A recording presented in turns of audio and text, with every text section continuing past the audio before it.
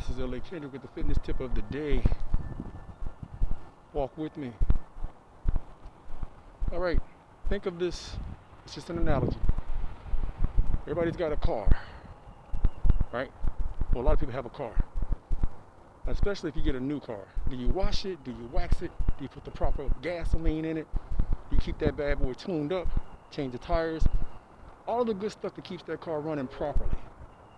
Do you do that? Because if you don't, after a while, what happens? That car breaks down. Now you got to replace it.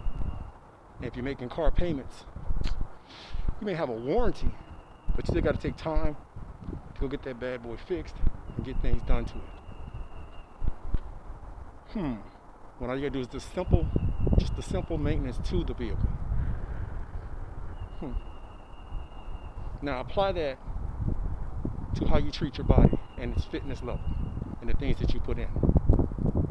Is there any correlation? Do you treat your body like you treat your car? Remember that. Do you treat your body like you treat your car? This is LA Kendrick with just a fitness theory for the day. You guys have a good one and be safe.